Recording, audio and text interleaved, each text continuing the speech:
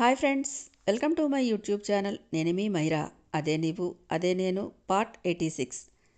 పర్ణిక ఎప్పుడో తల్లి తన కోసం పంపించిన రక్షాదారాన్ని తెచ్చి తపస్వి చేతికి కట్టింది. నువ్వు కూడా కడుతున్నావా?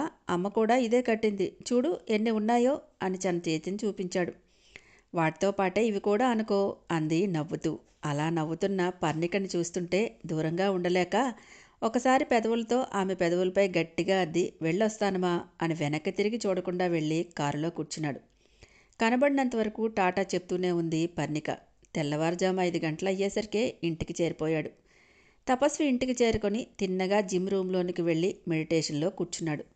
కావేరి లేచి తపస్వి ఇంటికి వచ్చాడా లేదా అని వెతుక్కుని మెడిటేషన్లో ఉన్న కొడుకుని చూసి నేను నిద్రపోయాక వచ్చుంటాడు అని అనుకుంది.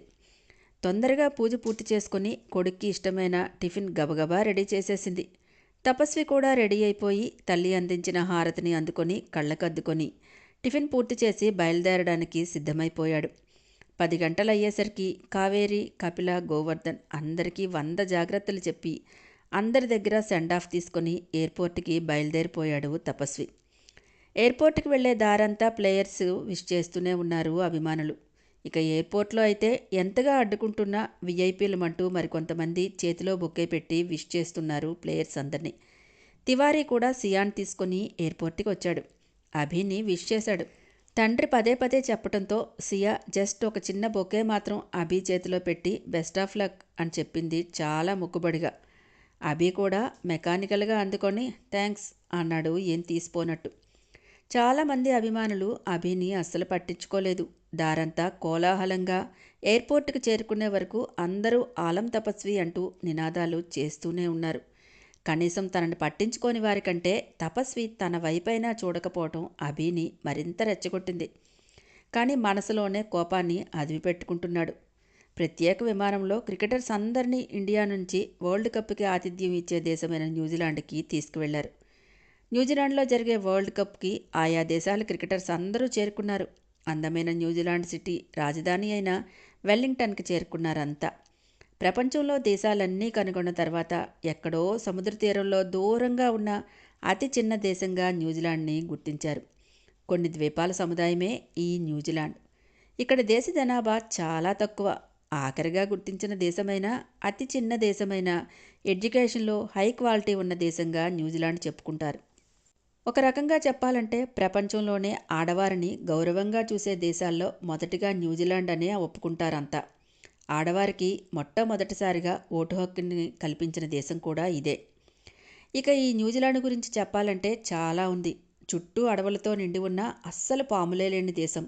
ప్రపంచం మొత్తం మీద హై క్వాలిటీ ఫుడ్ని తీసుకున్న దేశం కూడా ఇదే. ఇక్కడ ప్రజలు ఎక్కువగా వ్యవసాయం మీదే ఆధారపడతారు. అలాగే గొర్రెల పెంపకం కూడా వీరికి ప్రముఖమైనటువంటి జీవనాధారం. ఈ దేశంలో మనుషుల కంటే ఎక్కువగా గొర్రెలే ఉంటాయి. అవినీతి తక్కువగా ఉన్న 5 దేశాల్లో న్యూజిలాండ్ ఒకటన్నది అతి ముఖ్యమైనటువంటి అంశం. మన దేశం కూడా ఇలా ఉంటే బాగుంటుందని అనుకుంటున్నారు కదూ. ప్రపంచంలో అన్ని దేశాల కంటే ముందుగా ఇక్కడే సూర్యుడు ఉదయిస్తాడు. ఇక్కడ ప్రజలు ముందుగా సూర్యోదయాన్ని వీక్షించడం అతిపెద్ద విశేషం.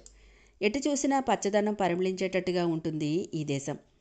ఈ న్యూజిలాండ్ వాసులకు ఎక్కువగా సర్ఫింగ్ అంటే చాలా చాలా ఇష్టం. ఇక్కడ సముద్రంలోని అలలు అతి ఎత్తుకు లేవడం వల్ల సర్ఫింగ్కి అనుకూలంగా ఉంటుంది. న్యూజిలాండ్ ప్రజలకి గేమ్స్ అంటే చాలా మక్కువ. అతి ఎక్కువ గోల్ఫ్ కోర్సులు ఉన్న దేశంగా న్యూజిలాండ్ని చెప్పుకోవచ్చు. ఇక్కడ ప్రజలు గోల్ఫ్ని ఎక్కువగా ఇష్టపడతారు. సంపన్నులు కూడా ఎక్కువే. New Zealand national game rugby. ఇక న్యూజిలాండ్ జాతీయ పక్షి కివి. ఇది చాలా ముఖ్యమైనదండోయ్. ఇది మాత్రం అందరూ గుర్తుపెట్టుకోండి. ఈ పక్షి చిన్న కోడిపిల్లలా ఉండి అస్సలు ఎగరలేని పక్షి. చాలా దేశాలు న్యూజిలాండ్ని పూర్తి పేరుతో పిలవకుండా కివీస్ అనే పిలుస్తారు. అందుకే క్రికెట్లో ఈ దేశపు జట్టును కూడా కివీస్ జట్టు అనే అంటారు. ఈ దేశంలో కరెన్సీని డాలర్స్లో పోలుస్తారు. న్యూజిలాండ్ ఫ్యాషన్ విషయంలో అగ్రదేశాలతో సమానంగా పోటీ పడుతుంది. వెల్లింగ్టన్లో ఉన్న క్రికెట్ స్టేడియం వరల్డ్ కప్కి అన్ని రకాలుగా సిద్ధమైంది. దాదాపుగా దగ్గరగా నెల రోజులు జరిగే వరల్డ్ కప్ ఆడటానికి వివిధ దేశాల నుంచి వచ్చే ప్లేయర్స్కి ఆతిథ్యాన్ని ఇవ్వడానికి సిద్ధంగా ఉంది. వెల్లింగ్టన్ స్టేడియంని స్కై స్టేడియం అని కూడా అంటారు. అందమైన బౌల్ షేప్లో చాలా చాలా బాగుంటుంది.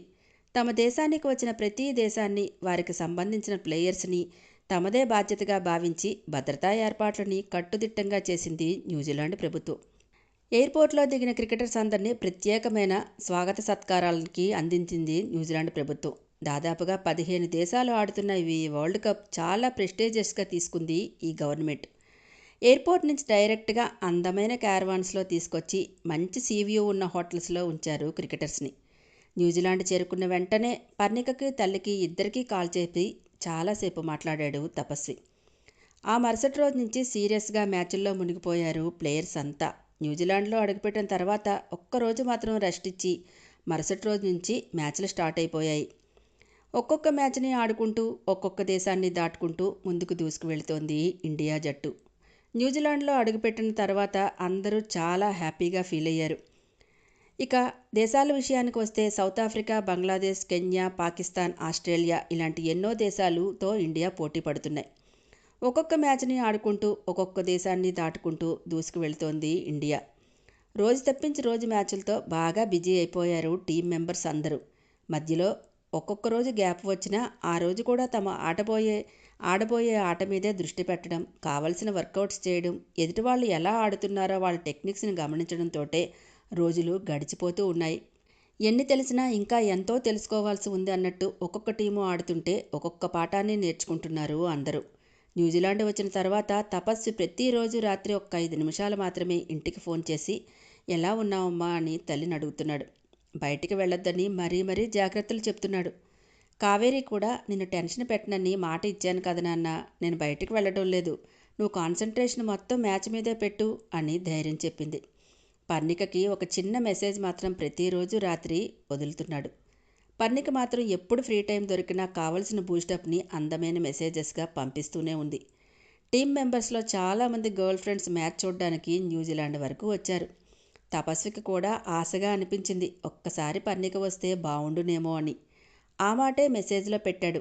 అది చూసిన తర్వాత పర్ణిక ఆ మాటకి అందంగా తనదైన స్టైల్లో బదులిచ్చింది. సారీ మిస్టర్ హ్యాండ్సమ్, నేను ఇక్కడ ఉన్నా అక్కడ ఉన్నట్టే అనుకో.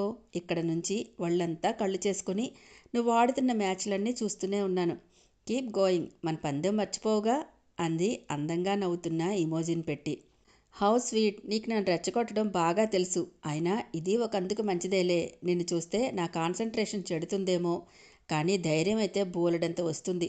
నువ్వు ఇక్కడికి వస్తే నిన్ను అభినంచి ఎలా సేవ్ చేయాలా అని సఫర్ అవుతానేమో.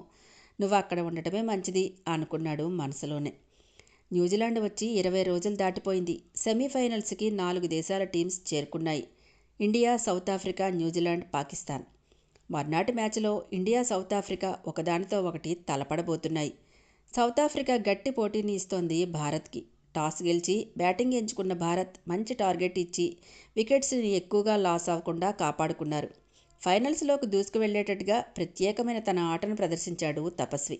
అత్యధిక పరుగులు చేసి దక్షిణాఫ్రికాలో కీలకమైన టాప్ వికెట్లను కూడా చేజిక్కించుకొని ఆల్రౌండర్గా నిలిచాడు. సౌత్ ఆఫ్రికా కూడా గట్టి పోటీ ఇచ్చి చివరి వరకు నువ్వా నేనా అన్నట్టు ఇండియాని కింద మీద అయోమయంలో పెట్టి మొత్తానికి ఆల్అవుట్ అయిపోవడంతో దిగ్విజయంగా ఫైనల్స్లోకి అడుగుపెట్టింది ఇండియా జట్టు. ఆడిన ప్రతి మ్యాచ్లో తనదైన మార్కుని చూపించి సెమీఫైనల్స్లో మ్యాన్ ఆఫ్ ది మ్యాచ్గా నిలిచి తన మాటని నిలబెట్టుకున్నాడు తపస్వి. టీవీ ఛానల్స్, పేపర్స్ అన్నీ కూడా ఎంత తపస్సు చేశావు తపస్వి, ఇండియా జట్టు ఫైనల్స్కి వెళ్ళిందంటే అది నీ ఆట తీరు వల్లే అని ఆకాశానికి ఎత్తేశాయి. అభి పెర్ఫార్మెన్స్ అయితే ఇక సోసోగా మిగిలిపోయింది. లోపలే రగిలిపోతున్నాడు అభి. ఆ తర్వాత 2 రోజుల్లో పాకిస్తాన్, న్యూజిలాండ్ జట్లు హోరాహోరీగా క్రికెట్ గ్రౌండ్లో అడుగుపెట్టాయి. సొంత గడ్డ మీద ఆడుతూ ఉండటంతో న్యూజిలాండ్ ఖచ్చితంగా గెలుస్తుంది అందరూ అనుకున్నారు. చాలా ఏళ్లుగా వరల్డ్ కప్ అందుకోలేని పాకిస్తాన్ ఎలా అయినా ఈసారి ఆ కప్పుని చేజిక్కించుకోవాలని గట్టి ప్రయత్నమే చేస్తోంది. ఫైనల్కి వెళ్ళింది భారత్ అని తెలిసిన వెంటనే రెట్టించిన కసితో పాకిస్తాన్ కూడా ఈ కప్పు మాదే అన్నంత ధీమాగా ఉన్నారు. ఇప్పుడు న్యూజిలాండ్ పైన గెలిస్తే ఫైనల్స్లోకి అడుగు పెడతాం కాబట్టి ఖచ్చితంగా న్యూజిలాండ్ని ఓడించాలి. అలాగే ఏదో ఒక దేశం మీద గెలిచి కప్పును పట్టుకెళ్లే కంటే చిరకాల ప్రత్యర్థులుగా ఉన్న భారత్తో ఆడి కప్పును పట్టుకోవడం ప్రెస్టేజ్ ఇష్యూగా భావించారు పాకిస్తానీలు. గ్రౌండ్లో ఎటు చూసినా చుట్టూ జనం, అందరూ కివీస్ గెలవాలని కోరుకుంటున్నవారే. సొంత గడ్డ మీదే ఓడిపోతే ఎంత సిగ్గుచేటు అని కివీస్ జట్టు కూడా గట్టిగానే నిర్ణయం తీసుకుంది. భారత్ ఫైనల్స్కి వెళ్ళిపోయిందని పక్కాగా తెలిసిపోయింది కాబట్టి తర్వాత భారత్తో తలపడేది మేమే అని న్యూజిలాండ్ కాదు మేమే అనుకొని పాకిస్తాన్ రెండు జట్లు కూడా హోరాహోరీగా గ్రౌండ్లో అడుగుపెట్టి ఆటను మొదలుపెట్టారు. టాస్ గెలిచి పాకిస్తానీలు బ్యాటింగ్నే ఎంచుకున్నారు. చాలా బాగా ఆడి పెద్ద టార్గెట్ను ముందుంచారు న్యూజిలాండ్కి. లంచ్ టైం తర్వాత మంచి ఫామ్లో ఉత్సాహంగా గ్రౌండ్లోకి దిగారు కివీస్. మంచి ఆట తీరును చూపిస్తూ వికెట్స్ కోల్పోకుండా పాకిస్తాన్కి చుక్కలు చూపించడం మొదలుపెట్టింది. పోటీని ఎదుర్కొంటూనే వికెట్లు కోల్పోకుండా నువ్వా నేనా అన్నట్టు పాకిస్తాన్ ఫైనల్స్కి వెళ్లకుండా చూడాలని గట్టిగానే నిర్ణయించుకున్నట్టున్నారు. మన ఆట మనం మొదలుపెట్టినా దేవుడు తన ఆటని ఆడుతూనే ఉంటాడు. అప్పటి వరకు ఎండవేడిని తీవ్రతని చూపించిన ఆకాశం అనుకోకుండానే మబ్బులు కమ్ముకున్నాయి. చిన్నగా మొదలైన వానచినుకులు పెద్ద ఈదురుగాళ్లతో మొదలైన వర్షంగా మారి గ్రౌండ్ అంతా తడిసిపోవడంతో పిచ్ మొత్తం తడవకుండా కవర్ చేశారు. అప్పటి వరకు కివీస్ ఆట తీరు చూసి ఆశ వదులుకోలేమో అని సంశయించిన పాకిస్తాన్ హ్యాపీగా ఊపిరి పీల్చుకుంది. గంటపాటు కురవాల్సిందంతా కురిసేసి మరుక్షణం పెళ్ళున ఎండ వచ్చేసింది. పిచ్ని హీటర్లతో ఆరబెట్టి మళ్లీ మ్యాచ్ మొదలుపెట్టారు. కానీ ముందున్న జోష్ ఆ స్పీడు తగ్గిపోయింది ప్లేయర్స్లో.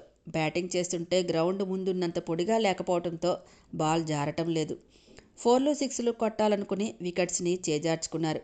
ఫలితంగా పాకిస్తాన్ విన్నింగ్ పొజిషన్లోకి వెళ్ళిపోయి ఫైనల్స్కి చేరుకుంది. హాయ్ ఫ్రెండ్స్, నా ఛానల్ నచ్చితే కనుక లైక్ చేయటం, షేర్ చేయటం, సబ్స్క్రైబ్ చేసుకోవటం మర్చిపోకండి. పక్కనే ఉన్న బెల్ ఐకాన్ని ప్రెస్ చేయండి. నెక్స్ట్ అప్డేట్ కోసం వెయిట్ చేస్తూ ఉండండి.